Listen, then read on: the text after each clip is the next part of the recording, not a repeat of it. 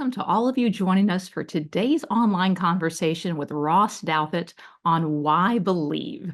We're delighted that so many of you are joining us from all over the world. I believe we have at least 100 new first-time registrants, as well as 100 international viewers joining us from at least 20 countries that we know of, ranging from Nigeria and New Zealand to Pakistan and Panama. So welcome from across the miles and time zones. And if you haven't already done so, let us know where you're joining us from in the chat feature. It's always fun for us to see where people are tuning in from all over the world.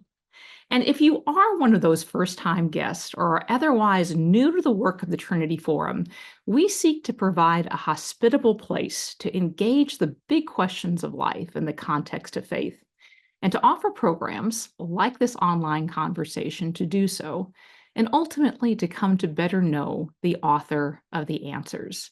We hope today's conversation will be a small taste of that for you today. I also want to let our regular viewers know that over the next couple of months, you'll be greeted by some new faces who will be moderating these online conversations. The Trinity Forum Board has very graciously offered me a short sabbatical this spring, which I am very much looking forward to. Hope to return rested and ready in summer. And so in the meantime, over the next couple of months, I'll be joined by my colleague, Tom Walsh, who will be moderating several of our online conversations, along with senior fellows such as Jessica Hooten-Wilson, even trustees like Shirley Hoogstra, who will be moderating future programs. And I'll look forward to seeing you back here on this program in the summer.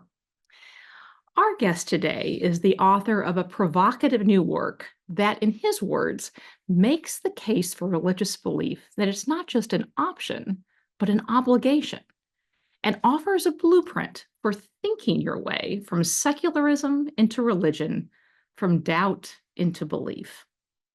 He argues that at a time when materialism and secularism has become the accepted intellectual default, it's actually that reason points Godward, with a signpost discernible to those willing to look for them, and that it is in following those signposts that one ultimately finds both orientation and direction for the journey we each are on. Ross Douthat is a columnist at the New York Times, where he produces an astonishing 2 columns a week, Tuesdays and Sundays, if you want to take a look, as well as being the host of the weekly podcast, Matter of Opinion. He previously served as senior editor at The Atlantic, is also the film critic for National Review, and has written numerous books, including The Deep Places, a memoir of illness and discovery, The Decadent Society, To Change the Church, Pope Francis and the Future of Catholicism, Bad Religion, How We Became a Nation of Heretics, and his newest work, Believe, Why Everyone Should Be Religious, which just hit number 8 on the New York Times bestseller list, and which we've invited him here today to discuss. Ross, welcome. Thank you. It's an absolute pleasure to be with you. Thanks so much for having me. It is great to have you, and congratulations as well on hitting the bestseller list. And it is actually, in spite of being a New York Times columnist for a remarkable 15 years, it is the first time I've been on the bestseller list. And any of you who are aspiring authors, I won't shatter your dreams and hopes by telling you how many books it takes to make the list, how many sales. But obviously, it's a real privilege. Yeah, that's awesome. Like 7th time, 8th time's the charm? Seventh time, 6.5 technically. Okay. I co-wrote one, but yes, we'll say 7th time's the charm. Excellent. Well, one thing that struck me, I want to ask you about why you wrote this book, but we have talked before, and we have talked and hosted you on your book, Bad Religion, and have noticed that in some ways one could argue that your aims were perhaps a little bit lower here. With Bad Religion, you really kind of went after heresy and made the argument for orthodoxy in America, and argue that there were very real, not only religious and spiritual, but also civic dangers to the heresies that are so widespread. With this book, with Believe, you're arguing really for belief in and of itself as an entry point. What led you to essentially lower your expectations for this newest book? Well, have you lived through America in the last 15 years, Sheree? I mean, I'm not I mean, that's a joke, but not completely a joke, right? So the thesis of that book, written some time ago now, was that the American religious landscape was best understood in terms of um, religious forms that were sort of still attached to Christianity in some way, but had wandered into various forms of heresy. So I talked about everything from prosperity, gospel preaching, health and wealth, spirituality, to sort of Oprah Winfrey style self-help religion, to different forms of Christian nationalism on the left as well as the right. This was the, Obama and Tea Party era, a very long time ago now, right? Good Um, point. quite different world. But part of that difference is that since then, American Christianity has really just gotten weaker. Institutionally, in terms of people's affiliation, in terms of the influence and potency of major institutions, from my own Catholic Church to Southern Baptist Convention. And I think much more than when I was writing then, you have seen the emergence of two sort of overlapping phenomena. One is the first large scale cohort of Americans really raised without any kind of religious tradition, Christian, Jewish, and anything else, right? Like, so in 2010, I was writing for a world where there were just a lot of people who had a kind of, Sunday school, Christmas and Easter Christianity, reading Deepak Chopra and the Da Vinci Code, but with some Christianity in the background. And I think we're in a world now where obviously those kind of people still exist, but there's just a lot more people who are sort of coming to religion as a completely blank slate, right? It's like, well, why? I'm interested in God. What does that mean? Why should one be religious? What is religion anyway, right? What is this category of human experience that I haven't encountered before, right? So that's one dynamic. The other dynamic is, I think, again, more than in the recent past, you have a lot of spiritual experiments right now that are sort of fully post-Christian. It's not really heresy anymore. It's just something else. So, like, if I go to my local Barnes and Noble, it used to be that you'd have the shelves of Osteen and Oprah Winfrey and one shelf of, astrology and tarot cards. Now the astrology and tarot cards area is three long bookshelves. And, it's Wicca, it's magic, it's witchcraft, it's neo-paganism, right? There's just a lot more of that. There's a kind of 1970s vibe where people are really interested in UFOs, not just as alien life forms, but as like higher spiritual beings that we can access. People are experimenting with psychedelic drugs and coming back from those experiences with, non-Christian spiritual perspectives. And I think these two things are linked. I don't think it's a coincidence that in a landscape where a whole lot of people have never had an experience of religion before, you have a lot of spiritual experiments that don't even fit into the box of heresy. And so the book is written, it's written for a lot of people, right? It's written for believers, certainly, as well, but it's written specifically for the reader who might be drawn to religion, might wonder, what religion is and is for, and might need some advice on first steps before you even get to the point of embracing particular doctrines or beliefs. I want to return to a passage where I quoted you at the very introduction, where you said that you're essentially making the case that religious belief is not just an option, but an obligation. And, of course, in the New Testament, Jesus offers the gift of salvation as a gift rather than the imposition of an obligation. So I'd love to hear your thoughts on why you believe that there is an obligation to belief and where exactly that obligation lies. Right. So ultimately, salvation is a gift. A Mhm. relationship with God, a direct relationship, is also, it is, it's relational, right? It's not something that you can just choose entirely on your own. How, wherever you slice the grace versus works distinction in Christianity, nobody except the Pelagians thinks that people can do it entirely on their own, right? So there is clearly some important element of Christian belief in particular, but this probably applies in other faiths as well, um, that you can't just sort of will your way into or think your way into, right? But before you get to the point of revelation, of Jesus's offer of salvation, of God's grace, um, There's the world that St. Paul is talking about when he's going and preaching to a pagan society and saying, look, I'm here with the revelation of God, but even before this revelation came, the author of the universe already put signs and indicators that should have been enough to push you in his direction. And that's the obligation that I'm talking about, right? So it is, again, it's something short of the full relationship with God that Christians are supposed to seek, hope for, and hope that, that God's grace grants them, right? It's not, it's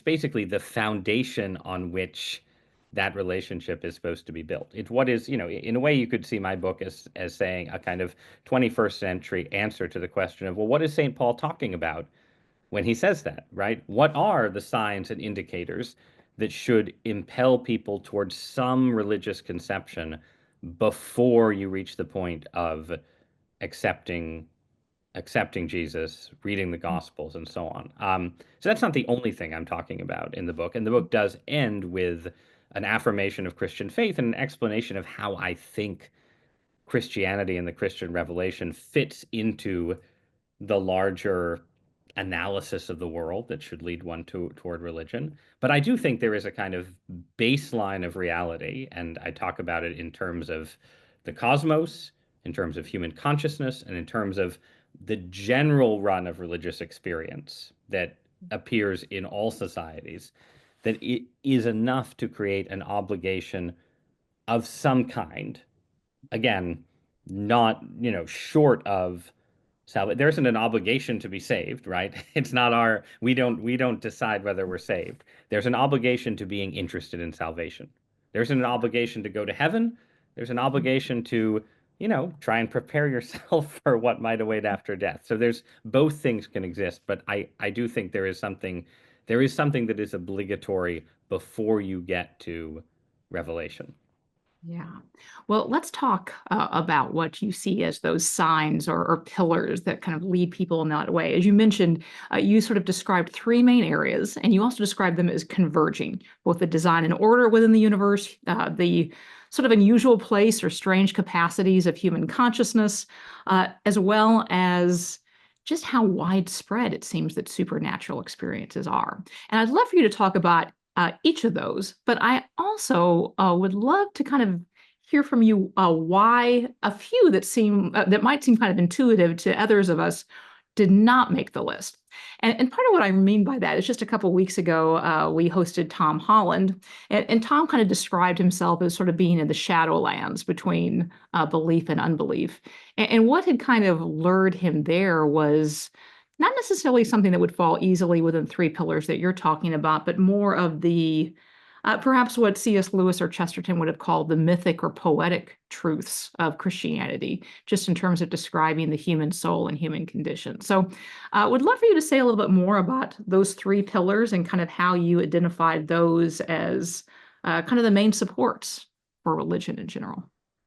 Yeah, so I'll try and start at the back, and I'll try and be brief. Just these are these are sweeping questions. Listeners can read the book, which is itself tries to be brief, I should say. But so yeah, so the book does not really deal in what you might call the mythopoetic case for Christianity, right? Which is it and it does deal in mysticism. It does talk about mystical experience, right? But it tries to talk about it in very concrete terms. Like this is something that's real, that happens to people. There's good evidence that miracles actually happen. We can do a kind of concrete analysis of different types of mystical experience that seem to recur across human societies.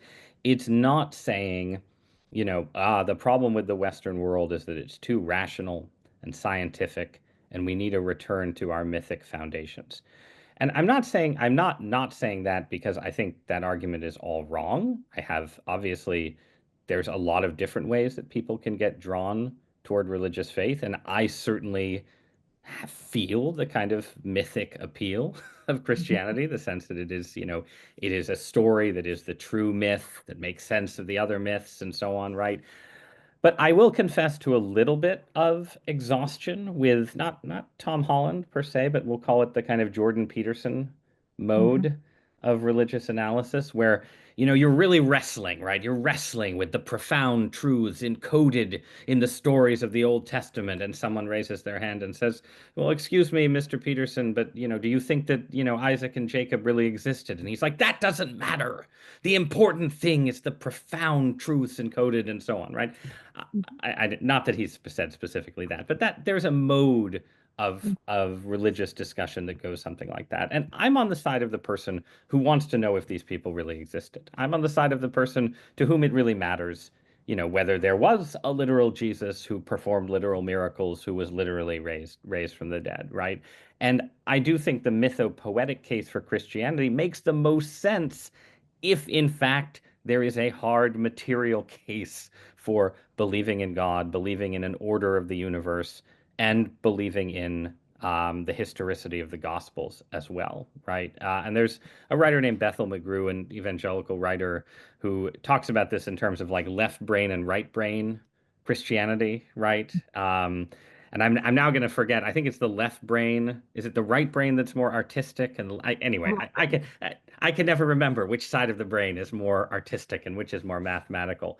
But I am trying in this book to be helpful to people for whom the mythopoetic argument just doesn't get them all the way, right? And who want a harder answer about, the reality of um, the miraculous, and the reality of religious claims, right? And so that informs the three arguments that I focus on, right? I start with arguments about creation and the cosmos, where, there's sort of a general familiar argument for design, in just sort of the basic order, sort of the mathematical unity and order of the universe that I think has very clearly been supplemented just in the last few decades by all of the evidence for the extraordinary fine tuning of our cosmos, the extent to which it has been, sort of wired in this really, like one in a quadrillion kind of way with the precise values required to yield stars, planets, and human life, right?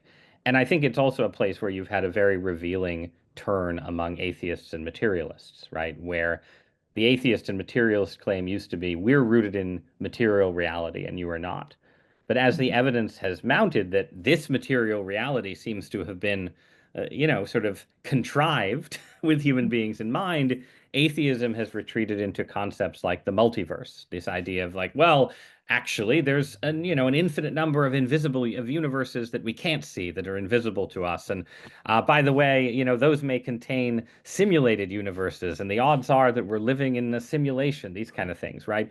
And in a way, it's like a retreat, actually, from real science into a kind of Gnosticism. That's really interesting, but I think also should give Christians a lot more confidence that, they are actually making the parsimonious argument. They're making the Occam's razor argument on what the science tells us right now about the cosmos. And it's the materialists who are spinning up epicycles and, contrivances to keep their system going.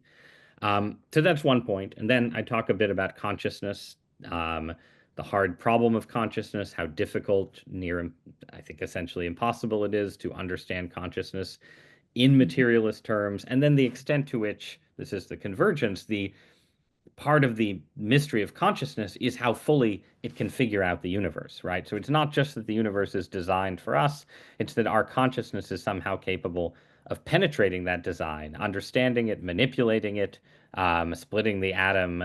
I mean, just the fact that we can speculate about the multiverse, right, is itself, a fascinating indicator of our capacity. So there's this matchup, I think, between the human self, the larger structure, that is indicative that something like what religion claims is going on here. And then I think you can add to that the persistence and resilience, even in a disenchanted, allegedly disenchanted age, of mystical and religious experience as the thing that takes that from a kind of deist conception where, oh, there's probably a designer and he probably had us in mind, to a fully religious perspective where you say, okay, and there seems to be ways in which whatever the higher mind that made the universe is doing, they're trying to be in touch with us.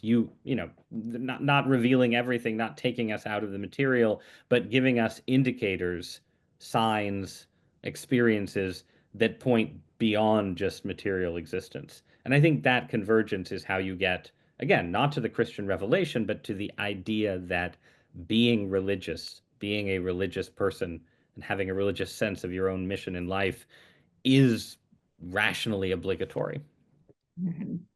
There's so much we could unpack there. And hopefully we'll be able to dig into a little bit more of it. One of the things that just sort of came up as you were talking about is even with that rational basis, I think almost anyone who calls themselves, well, perhaps not everyone, but so many people who would think of themselves as believers, as quite religious, also struggle with doubt, and struggle with doubt often repeatedly throughout their life.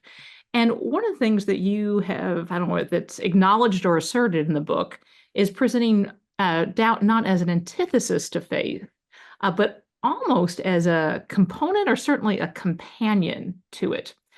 Why should doubt be so continually present if this is so rationally, obviously grounded?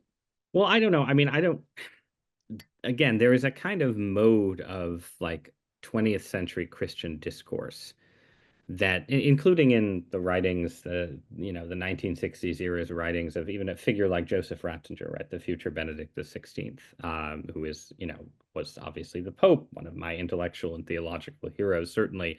But there was a tendency to say, like, well, doubt and faith, it's almost like they're equal partners. And, the doubter is always tempted by faith, and the faithful person is always tempted by doubt, and so on. And I don't want to go that far. I actually think that there are certain kinds of doubts that are not fully reasonable. Like, I don't think it's a situation where there's a 60% chance that the religious perspective is true, and there's a 40% chance that the materialists are right, and it's all just going to evanesce someday. I think the odds that materialism is true are actually really, really low. And of course, it's possible. It's fine to have some kind of doubts there, but I am really trying to put a kind of floor on certain kinds of Mhm. anxiety and doubt. To me, doubt is about the nature of God. The doubts that I struggle with are all about like, what is God up to, right? Yeah. What are, I'm very confident that there is some kind of God. I have more doubts about the specific doctrines of my own faith, more doubts about, arguments about eternal damnation versus reincarnation, right? Like, I think a person can have totally reasonable doubts about, the full nature of the afterlife and what God's plan is for every human soul, right? And, I've had a bunch of conversations with non-believers to promote this book, right? And so one I did yesterday, the guy was, he was really hammering on about like, well, what is going on with, the life of the person who lives for 2 years with an incurable brain disease and, barely has conscious experience as we understand it and then dies. What is God up to there? Right? I think that's a really good question. I don't have some pat answer to that kind of question. But to me, that's a doubt about God's nature and purposes, which is Mhm. different from a doubt about, you know, are we just are we just atoms, sort of migrating through a purposeless void? So the book is very sort of small L liberal in the sense that it's very open to a lot of different religious ideas. I try to take not just Christian, but non-Christian ideas seriously. I think it's very open to the reality that like people's religious journeys are really complicated. And I think there are people who end up Christian who have to start out somewhere else, right? Like I don't think that sort of, it's necessarily the wrong choice, even from a Christian perspective, to take a religious step, in another faith, right? If that's where you feel like God is calling you, right? And when I look at people I've known who have ended up as Christians. But after like very complicated religious journeys, right? I don't look at those journeys and say, oh, they made six mistakes and then they got it right. I look at those journeys and say, oh, it sort of seems like God was guiding them through these different things, and each step was the correct step at that moment. So in that sense, it's a very ecumenical and liberal-minded book, but it is a bit harsh and insistent on the idea that you know, you should. Modern people have too many doubts about the existence of God. Maybe not too many doubts about other things, but too many doubts about that basic question of purpose and order. Somewhat related to that, I want to ask you a little bit about the seeming paradox between what you call like the reasonableness of God's existence and the absolute weirdness of Christianity. And if anything, you make the argument that the weirdness of Christianity might actually be an argument in its favor. That's an argument that Chesterton makes as well. But just how unexpected, unusual it is. You've noted in your previous book that often heretics tend to be the logic choppers, trying to make the faith a little bit more reasonable, a little bit more easily marketed in a sense. How do you see that connection between the reasonableness of faith, of the Christian faith, and the absolutely unprecedented, uncanny, and unusual character of Jesus? Yeah, I mean, and th this is where I am basically in agreement with Tom Holland, right? Having criticized some of the sort of mythopoetic case for faith, I think when you reach the point of encountering the Gospels, that is, that is clearly part of what makes them so distinctive, right? As not just among religious texts, but as just sort of texts that appear in history, a story that appears in history, right? That, um, yes, sort of you can rationally approach particular ideas about God and even particular ideas about morality. But, no one coming into the first century AD would have predicted what actually happened as the sort of decisive world-altering event in human religious history. And it clearly is the world-altering event. Like even Islam and Buddhism and Hinduism in different ways all exist, I think, in the shadow of that particular religious revolution that starts in Roman Palestine and Judea, right? And in just like the most sort of unlikely seeming possible way. Um, so, but the unlikeliness is not, it's not quite the same thing as unreasonability, right? It's sort of like saying, well, we didn't see it coming, right? Mhm. But it does in fact turn out to address certain issues in human life, address certain religious problems and debates, right? So if you sit around with the philosophy of religion for a long time, right, you encounter endless debate about God's immanence versus his transcendence, right? Are you trying to encounter God in, some immediate way in the world, or is that like almost blasphemous, right? And is God so absolutely other that no such encounter is possible? Right? And so the appearance of Jesus doesn't resolve that debate exactly, but it clearly enters into it in this powerful way. It's like immanence and transcendence at the same time, right there, right? Which is or again, the problem of evil, right? The question, which I think is Mhm. a completely reasonable question to stir doubts and anxieties about God's intentions, right? Why does suffering happen the way it does? Why is it so extreme, right? And the Gospels don't provide as you said, a kind of logic chopping philosophical answer to that, but they do provide a kind of narrative response to it, where God Himself is entering into not just our suffering in a generic way, but the most extreme form of human agony, right? So whatever God is up to with suffering, the appearance of Jesus seems to say something about where his concern lies, right? And something about like how people, ordinary humans, should feel while they go through suffering themselves. Again, not a philosophical proof, but a kind of divine solidarity with human suffering that, again, I don't think someone would have seen coming as an like if you were trying like what's going to be the big answer to theodicy in the first in the reign of Caesar Augustus, what's going to be the hot new answer to theodicy? You wouldn't have expected it to be the Son of God dying on the cross, I think. So yeah, so that's I think I see in Christianity sort of places where reason hits certain limits, but the story itself is also responsive to the questions that reason has and the arguments that reason has been having. It's not just sort of separate from those questions. It does enter into them and respond to them in a profound way. Mhm. Yeah, I mean, we're not going to be able to resolve the question of theodicy in Probably an not. hour, Probably not in the but next 27 minutes. yeah, but it is interesting in that I do think those the questions of God's existence and His goodness are not. I mean, they're two separate questions, but the old dilemma of the idea, given all the suffering in the world, well, the idea that if God is God, he is not good, and if he is good, he is not God. It does seem like there's a relationship between the two. Have also heard even like within scientists, the usually the more abstract the scientific discipline, the more likely they are to be believers. Right.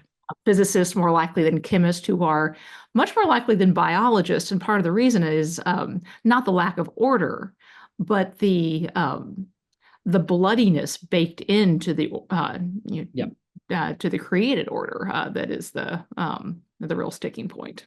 Yeah, and I don't want to take us too far afield, but I will say that I think I gesture to this in one sentence of my book, right? But if you asked me, you were talking about doubts, right? And if you asked me as a believer, what do I think are the unresolved problems in Christianity?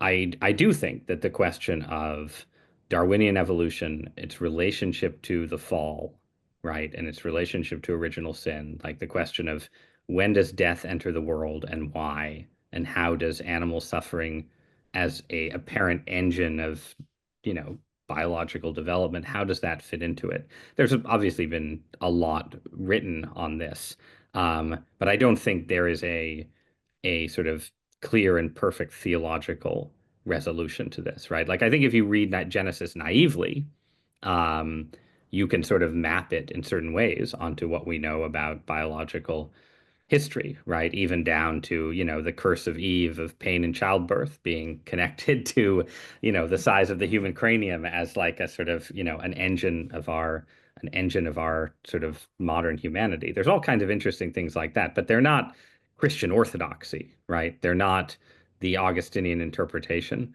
of the fall. So I think there is a real and legitimate question there. But part of why I didn't take up that kind of question in the book is that I don't think that that kind of question is a good reason for ignoring or sweeping away all of the larger evidence and reasons to think that there is some kind of God who made the universe, right? And you will get scientists who will say things like, "Well, I will concede that there appears to be all this evidence for, design and purpose and so on, but there's just too much suffering in the world for me to believe in God."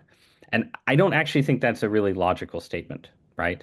I think it actually makes much more sense if you concede the evidence for purpose and design and have uncertainty about the point and purpose of suffering to do what, Jews and Christians and others have always done, which is enter into a kind of argument with the God who probably is there, right? Like you'll find plenty of complaints against God's injustice in the Old Testament. You'll find Jesus weeping in Gethsemane and crying out in lamentation on the cross, right? Like theodicy is not absent in Christianity, and that's one of the great strengths of Christianity, that it doesn't pretend that this issue isn't there. It just says it doesn't actually make a case for hard, for atheism, which it doesn't. Like if you can't get to again, I don't want to advise people to become heretics, right? Since as you said, I wrote a whole book against heresy. But if you really can't get to the point of buying into the classical theist conception where God is, perfectly good and completely omnipotent, right? Because of the problem of evil, then you should just change your conception of God. Don't throw out religion. Just say, okay, I can't get to where Aquinas is, so I'm going to be, a process theist or a pantheist or something. And again, I'm not in favor of that, but I think it's a much more rational move than becoming an atheist over that issue. Well, I see the questions like piling up. So we're going to turn to questions from our viewers in just a second. But before we do, have to ask, you have written a number of works on the reasonableness of faith, the benefits of faith and orthodoxy, your own struggles with Lyme disease, with suffering. And I have heard that every book not only reflects an author's thinking, but often changes it and affects it. How has this work affected your own faith? I mean, I think that it has both reflected and confirmed the point that I have been pressing a bit in this conversation, which is that there are lots of reasons for doubt and argument inside the boundaries of religion Mhm. that are not a good case against religious belief. And I wrote a piece for Christianity Today that made a version of this point, right? But I basically said, how has my worldview changed? Like I was a Pentecostalist evangelical for a while as a kid, and then we became Catholic when I was a teenager. And when I was newly Catholic, I had very much a sense of like, it's Catholicism or atheism, right? That's like, something Catholics always like to say, right? It's either the Church of Rome or Karl Marx and so on, right? Um, and I'm still a convinced Roman Catholic. I still will accept requests for advice on how to become Catholic at the end of this conversation and so on, right? I'm not putting that away exactly, but I do think that like adult life has given me much more appreciation than I had as a younger man for the reality of religious, like the sincerity and understandability of religious disagreement between Christians, between Protestants and Catholics, and between different religious traditions. I take all of that, I think, more seriously and the sincerity of it and the authenticity of it than I did as a young man. And I take atheism less seriously. I took atheism more seriously, I think, in my 20s. And the deeper I get into life, the less plausible that particular perspective on the world has come to seem. And that sense is reflected in the book, and nothing in the writing of the book um, did anything but sort of push me further in that direction, I think. Okay. Well, the questions are lining up, and we'll take the first question from Beth Cook. And Beth says, what role does religious experience play in finding faith? In the book, you talk about people who have, quote, tried religion and received nothing revelatory in return, and indicated that you may sincerely doubt their effort. But there are some people who have sincerely and extensively prayed for religious experience with no profound sensation, yet have held fast to faith. Are there some cult members, and there are some cult members who have incredible experiences but are led by astray by them? Is experience essential? No, absolutely not.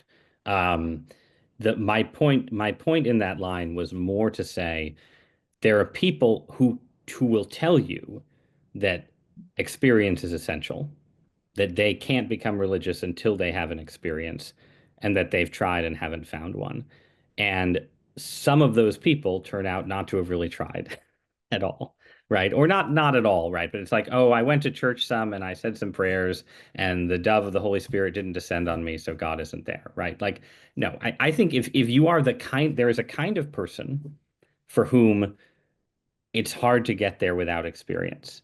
But that kind of person should be out, at their local Pentecostalist church, right? Should be out in the ashram in India if you want to go outside Christianity, right? Like there are forms of religion that are really geared towards experience.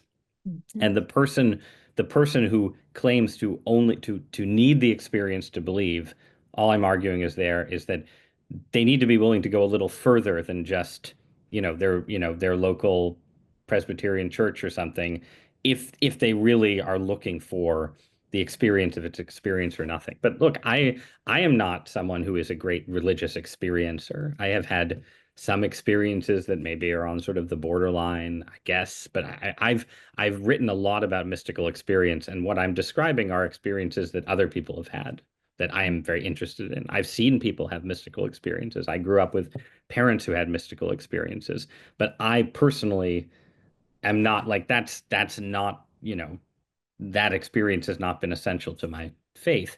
I do think that taking the experiences seriously, though, is important.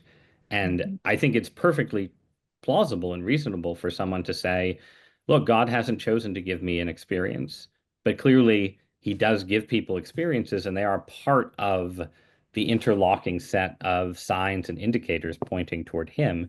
And, it's okay that he gives experiences to some people and not others, and I'm going to take other people's experiences seriously as a partial guide to where I'm supposed to go. And that's sort of the case I'm making, right? Not that everyone needs to become an experiencer, whatever that means. Not that God gives experiences equally. He clearly does not.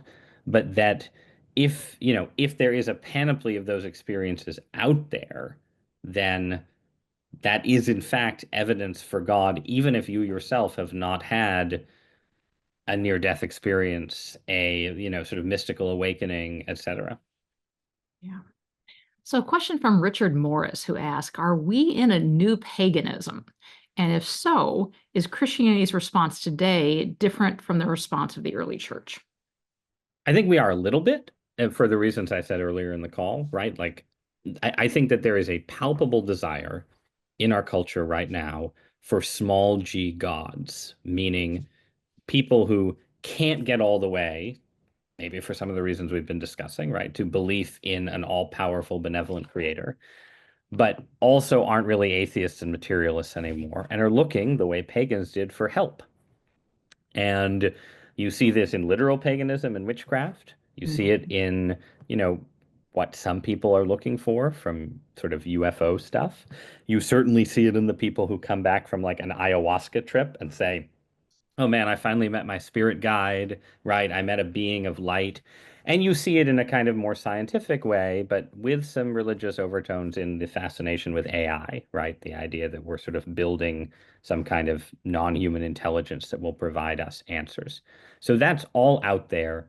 I think it is new and different relative to the immediate past. But it is also different from pre-Christian paganism in that it hasn't yet condensed into a shared cultural world picture, right? So when St. Paul is preaching to the pagans, he's preaching to people who have temples, they have rites of worship, they have specific personified gods who they believe in and worship, right? They have a system, and our paganism is individualist, non-systematized. There's obviously like sort of a Church of Wicca, and I mean, there's some sort of quasi churches, but it is quite different in being individuated in that way. And so, I mean, again, one thing I'm trying to do in the book, right, is pull some people back from that, I think, quite dangerous approach to religion into a more corporate and institutional and traditional form.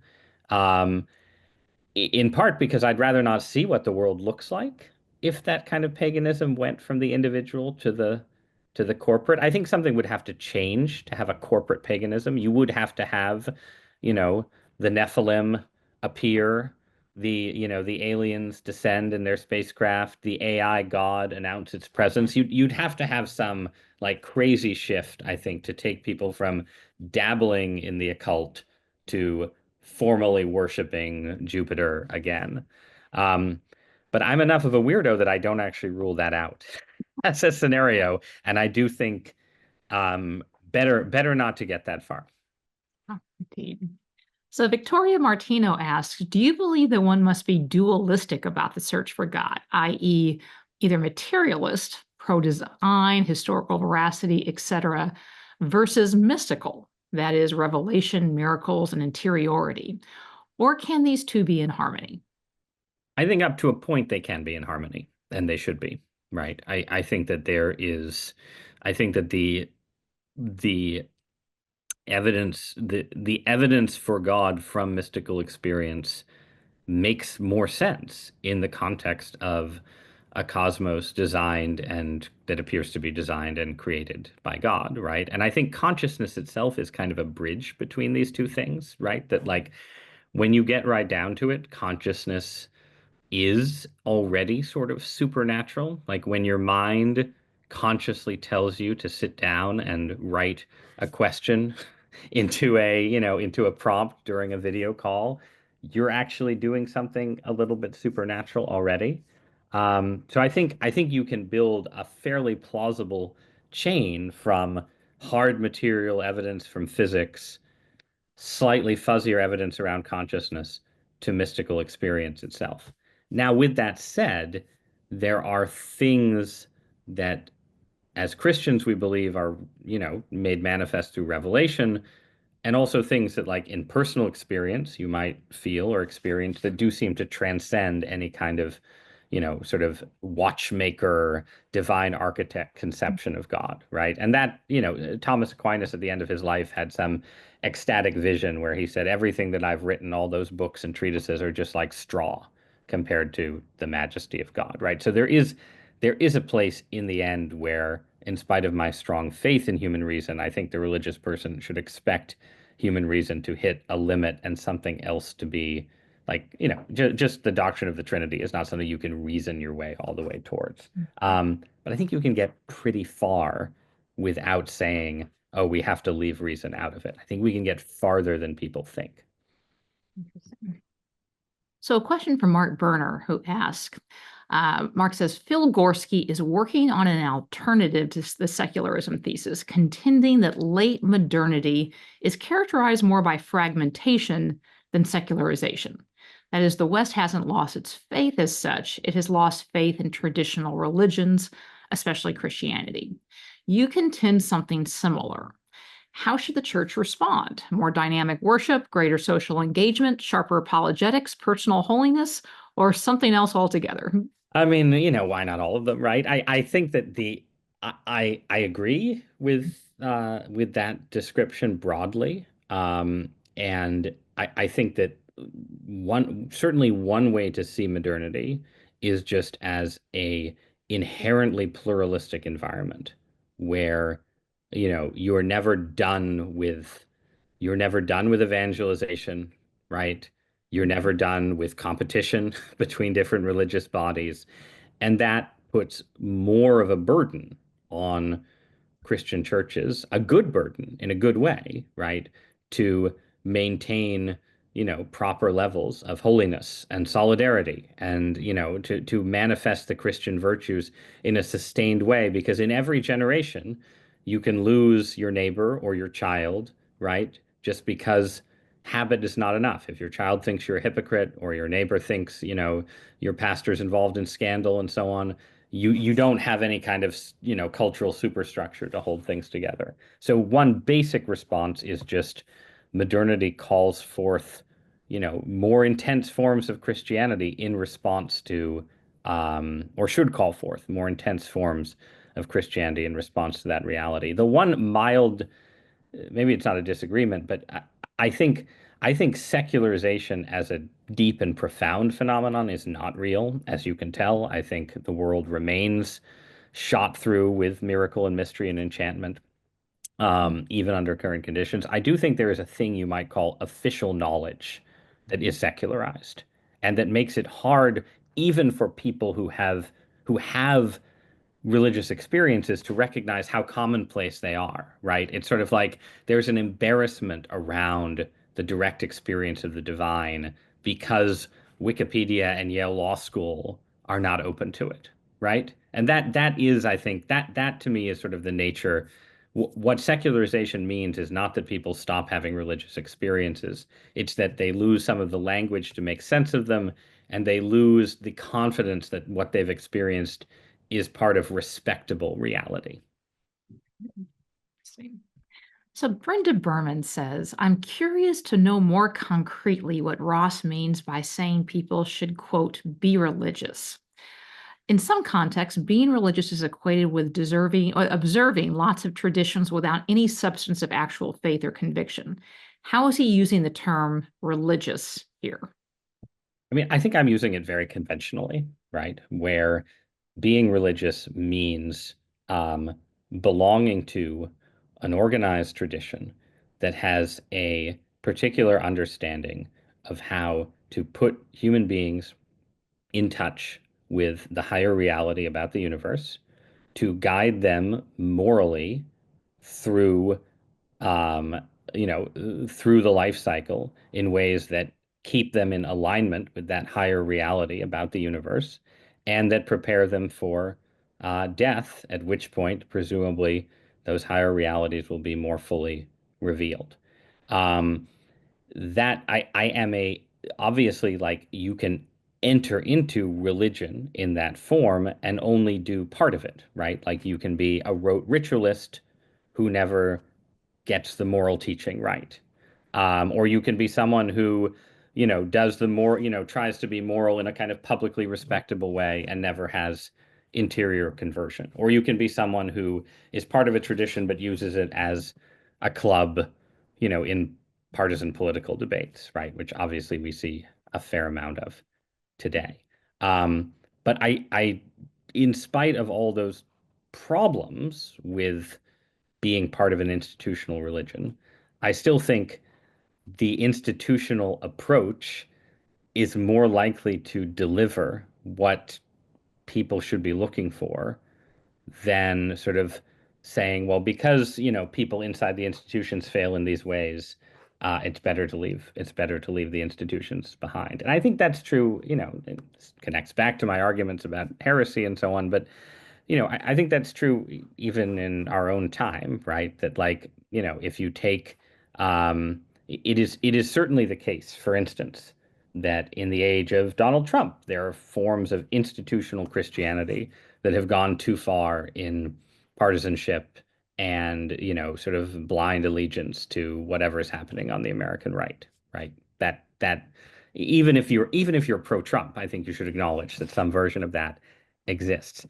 At the same time, like as I look around, the most sort of politicized forms of, sort of, I don't know, the most intensely politicized value systems on the American right are often people who are very loosely connected to religion, who are not participating in institutional religion. I don't think it's the case that like the worst forms of populism are concentrated among the most devout churchgoers. I don't think that's how it works at all. And then, as someone who spends a lot of time, in the world of American liberalism and the political left, um, I think it's very I think it's very clear that the most secularized parts of our society would just not be worse off if more people went to church, even if those churches themselves ended up a little bit hypocritical and a little bit politicized, right? There's just more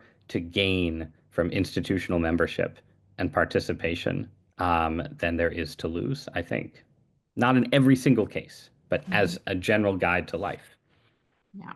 We'll try to fit in one more question. This one comes from Mark Escobar. And Mark asks, in light of the changes brought about by the post-Enlightenment influences such as cultural pluralism, modern communication, and advances in science and technology, do you think the postmodern church continues to wrestle with material consciousness that affect the faith of people that generates this so-called exclusive humanism with less reliance on the transcendent?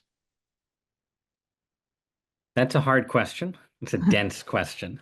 I'll It just pick up at the end. I mean, I think that one interesting thing about this moment is that certain forms of humanism have kind of run out, right? And that, again, I'm coming out of a world where I live in New Haven, I live near Yale University, I went to Harvard. I'm like sort of steeped in the culture of the academic and secular elite. And what you can see in that realm is a kind of multi-generational process where there was sort of a real and powerful humanism that did fill part of the void left by a retreating religion, right? There was a kind of view of art and philosophy and Shakespeare and all of these things, right? Like the art museum as a kind of substitute cathedral. And that was powerful and real, and it was a big part of what secularism meant in like even my parents' America. I think for various reasons, there's just, everything from the way the internet has changed how we interact with every kind of cultural form to the way that a kind of, fully sort of postmodernist, in certain ways just woke deconstructionism has sort of tried to take apart any idea of sort of distinctive humanism and distinctive artistic and cultural greatness. I could go on, but there's just a lot of ways in which I think that story is over. And there isn't a kind of right now, there isn't a kind of strong humanist alternative to Christianity or religion. The alternatives are, and I think this enters into like there's just a sense of kind of despair, anxiety, pessimism, and despair that hangs over the liberal intelligentsia right now. It's like, the future is fascist, climate change is going to kill us all, and there's no God, and we're doomed. Now that vibe is really in the air in parts of America. right now. And I don't think there's any kind of humanist complex of ideas that is sufficient to sort of fix that problem. And I think out of that there does come a different kind of potential openness to religion than what you would have had in the heyday of, opera and theater going and, these things as like, yeah, sort of substitute religious goods. I think that was not a complete answer to the specifics of the question, but hopefully it was at least an interesting comment. Oh, absolutely. And thank you, Ross. In just a minute, I want to give you the last word. But before doing that, a few things just to share with all of our viewers. First, immediately after we conclude, we will be sending around an online feedback form. We really encourage you to fill that out. We read all of these. We try to take your comments and put them into practice. And as a small token of appreciation for filling out that form, we will send you a code for a free Trinity Forum reading download of your choice. There are quite a few Trinity Forum readings that bear very directly onto the conversation that we had today.